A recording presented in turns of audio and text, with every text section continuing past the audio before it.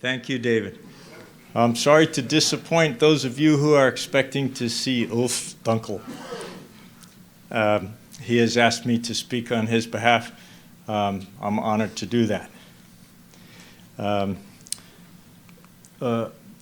Dunkel is German, born in 1962 in Löningen. He's a salesman, politician in the Greens Party, author, composer, father of 5. He's been an intactivist since 2012. And he wrote a poem opposing the German law that legalized circumcision. He was accused of being an anti-Semite. He had to obtain legal counsel to defend himself, but he prevailed. He has run the Intact Wiki for 8 years, written many articles, which is quite a fine resource. And he's translated important books on intactivism into German. So let's go back, bring up his picture. I'm going to read his talk word for word. I am Ulf Dunkel, a German intactivist since 2012. I'm the editor of the Intact Wiki and have translated various intactivism books into German since then. Books by Lindsay R. Watson, Ronald Goldman, and Rosemary Romberg. Because I turned 60 yesterday and had to celebrate my birthday with my family, I'm sorry that I cannot speak to you myself. Therefore, I thank Peter Adler for reading my talk at this conference. What happened in Germany in 2012? In mid-2012, I saw an outrageous accusation on social media. The whole of Germany would be anti-Semitic if a certain Cologne verdict were to hold. I immediately became alert. I grew up a pacifist, aware of the atrocities which Nazi Germany committed against the Jews. I was a conscientious objector, had done civilian service, and now I had many questions. What is the Cologne verdict? Why should all Germans be anti-Semitic? Who claims that? What is this all about?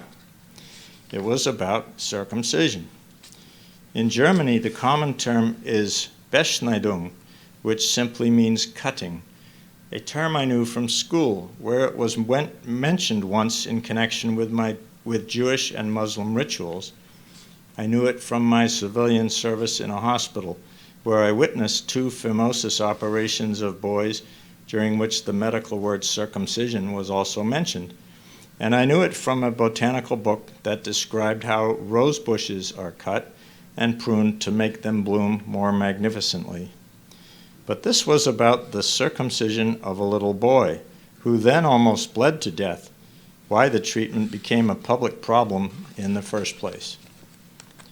What happened in Cologne? A 4-year-old boy of Muslim parents in Germany had been circumcised for religious reasons. They had hired a doctor in Cologne who was also Muslim. He performed the operation in his practice lege artis, which means according to the medical state of the art. Nevertheless, there was heavy bleeding. 2 days later, his mother took the boy to the University Hospital in Cologne, where the bleeding was stopped. General anesthesia and a hospital stay of a total of 10 days were required for the follow-up treatments. A nurse from the University Hospital then reported the doctor, so that the public prosecutor's office became aware of the matter and filed a criminal complaint against the circumciser. The matter went before the Township Court of Cologne, which acquitted the doctor. It assumed that the parents' consent to the religiously motivated operation was legally effective because it was in the best interests of the child. Prosecutors appealed the verdict and still wanted the doctor convicted of assault. The case went before the District Court of Cologne, which passed a sensational judgment on May 7, 2012.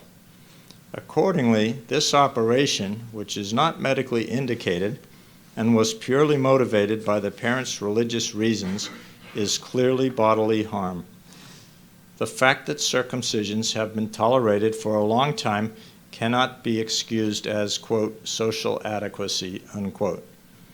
The religious motivation of the parents would, quote, also have no justifying effect, close quotes, since the, quote, parents' right to a religious upbringing of their children does not take precedence over the child's right to physical integrity and self-determination. The District Court of Cologne contradicted the judgment of the Township Court, but had to state correctly that the doctor could not be convicted because he acted in an unavoidable error of law and therefore could not be guilty.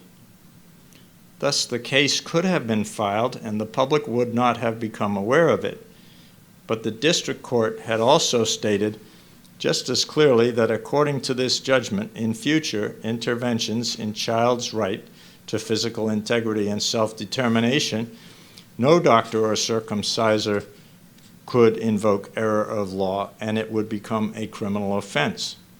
The Cologne circumcision verdict was effectively tantamount to an immediate ban on non-medically indicated foreskin amputations, especially since it excluded further appeals.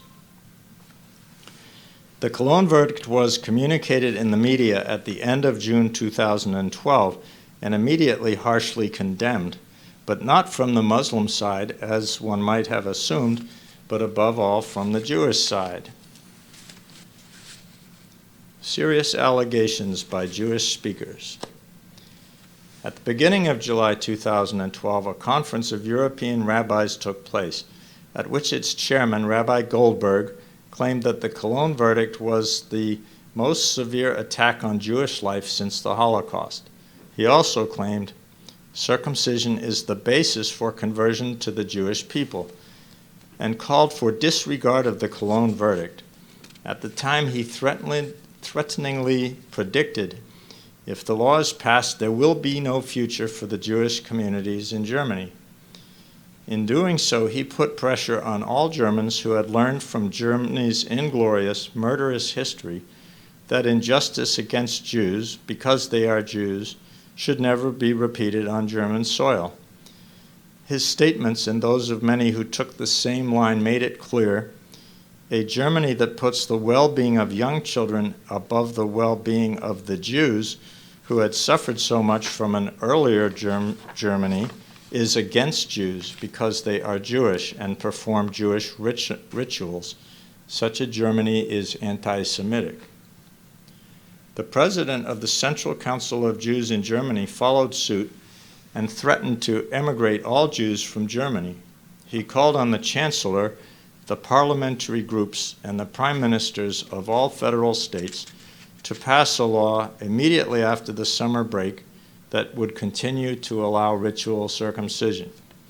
In doing so, he accused everyone who stood up for children's rights to want to create a situation in which Jews could no longer live in Germany, and thus also anti-Semitism between the lines. Comedy Nation Germany. In July 2012, all 6 parties of the Bundestag looked for positions and information to support these positions. They all simply believed that the claimed Jewish rules were true. Chancellor Angela Merkel's point of view was quoted as, "She doesn't want Germany to be the only country in the world where Jews can't practice their rights. Otherwise, we'll make ourselves into a comedy nation," she said. So she set the political direction. In post-Nazi Germany, Jewish rights are more important than the basic rights of children. Later in the debate, there were repeated attempts to diffuse this basic direction. It was pointed out that circumcisions are not only carried out for religious reasons. But let's not delude ourselves. The political debate in Germany has always been about the right of Jewish parents to have their sons circumcised for religious reasons. Everything else was accessories and decoration. Even the law has failed to completely conceal this fact. because it contains a special right for Jewish circumcisers to be able to carry out this operation up to the age of 6 months of the victim. Elsewhere, only doctors are allowed to do surgery in Germany. I myself was 100% convinced that the Cologne verdict was absolutely correct. I contacted all Bundestag politicians in order to convince them that this post-war Germany in particular would do well to stand up for human rights for all people, including all children, and in doing so to show that it had learned from its evil history. If this country were to show now that it can stand at the forefront of the new era and stand up for the universal human rights adopted by all the world, it should gain all the respect in the world for this purification and development. But if Germany were to disregard the human rights of children of Jewish and Muslim parents because they are Jews and Muslims, wouldn't that itself be anti-Semitism and Islamophobia? Treating Jewish people worse than others because of their religion is nothing more than the very anti-Semitism that Rabbi Goldsmith saw in treating Jewish people the same as everyone else. Misinformation, lies, and attacks. The German Constitution says the undisturbed practice of religion is guaranteed, but that does, of course, not allow religious people to harm other people. In my personal and written discussions with members of the Bundestag and religious speakers, I was increasingly confronted with claims that had long since been refuted, as I learned then by doing my own research. It frightened me that these people were either completely uninformed or shamelessly spreading untruths. You all know these false claims and myths, but one argument shocked me the most. Children of Jews and Muslims are, quote, not other people per se, so that the basic rights do not apply to them at all. This attitude showed me that some of these groups live in a completely different era, not in 2012 or later, in a democratic constitutional state in which the UN Human Rights Charter and the Children's Rights Convention apply. Children are not owned by their parents and are not legal objects to be dealt with as one pleases. Children are legal subjects and enjoy the same basic rights as adults. That's the theory. Again and again, more frequently in all the discussions, albeit primarily under the protection of anonymity in the social media, the anti-Semitism club was swung and used to beat everyone who campaigned for the rights of children. There was talk of the fact that we Germans have had nothing to say to the Jews since 1945, that Muslims in Germany have their own rules, that anyone who thinks that ritual circumcision is genital mutilation is only expressing their anti-Semitic worldview. Of course, most of you are familiar with these bad debates. We all experience them every day. The debate hasn't died down in Germany either, even after we became a comic nation in December 2012 as a result of the unconstitutional circumcision law. We're kidding our male kids. We're fools who claim to be a child-friendly society. Well, boys just have bad luck here in Germany now. Europe's attempts. You are also familiar with the further development of the circumcision debate in Europe. After Germany, there have been moves in several Nordic countries to pass laws to protect children's rights. Iceland, Norway, Sweden, and Denmark have tried. In all these countries, the same thing happened as in Germany. All people who worked to protect children were suddenly anti-Semites and haters of Islam. This is, of course, complete nonsense. Lena Nyhus from Intact Denmark went into this in more detail yesterday. Unique opportunity missed. What annoys me the most, and why I'm still an intactivist, Germany had the unique opportunity to take on a pioneering role in human rights for all people. The protection of defenseless children against an unfounded religious demand of adults must not be given up for fear of being accused of anti-Semitism. This massive accusation simply does not apply here. It's about protecting boys from genital mutilation. All boys. To deny this protection to sons of Jewish parents because they are Jews would be anti-Semitism. To deny this protection to sons of Muslim parents because they are Muslims would be discrimination too. If Germany had decided in favor of children's rights back then, we all would certainly be further ahead today, 10 years later. Then the Nordic countries in Europe would surely have followed Germany and also legally protected their male children from genital mutilation one by one. And of course, that would not have been the end of Judaism in Germany or Europe. On the contrary, I contend that Judaism, with its rich culture, its many facets, and its creativity, would have grown from it. And many young Jewish parents would no longer be subject to the immeasurable pressures of their communities and would be able to welcome their sons into the world and their community with peaceful, bloodless rituals. Many Muslim communities in Europe are harder to reach.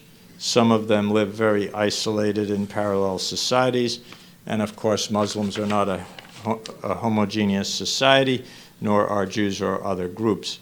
Indeed, children of most Muslim parents need a law that explicitly forbids their parents from circumcising children's genitals. Circumcision tourism could also be prevented. The main reason for statistically the most circumcisions in Germany is certainly still the misdiagnosis of phimosis. But there is hope. In 2021, the German Society for Pediatric Surgery published new phimosis and paraphimosis guidelines. It states clearly that phimosis is basically natural in boys at first, and that the time it takes for it to resolve completely varies widely and can extend into adulthood. In the case of phimosis that is actually pathological, the guideline advises conservative maintenance measures such as ointment therapy and cutting only as a last resort, preferring incision over circumcision. Future prospects. Every important topic in politics has its hour. At the first attempt, Germany failed to stand up for the fundamental rights of male children, although the major medical societies, the German public, and many intactivists argued against the circumcision law. The backbone of Germany is apparently not strong enough due to its inglorious history, which has actually been exploited by some religious advocates. But the time will come when the first country will finally speak out clearly for equal rights for all children. Then we will experience a domino effect. Country after country will protect children's rights, put religions back in their place, and reduce medical misdiagnosis through education and policies. I would have been proud if Germany had been the first country to prioritize child protection, and not despite but because of its history. It's on us to protect future children. In his book, Circumcision is a Fraud, Peter Adler put it simply and correctly: the circumcision debate must stop, but not, as Chancellor Merkel said in 2012, to restore legal certainty for religions, but because there should be no debate about human rights violations at all. For the good of all people, children are people. Children are our future. They and we all benefit from intact bodies and souls as individuals, as families, as communities, and as nations. Thank you for listening.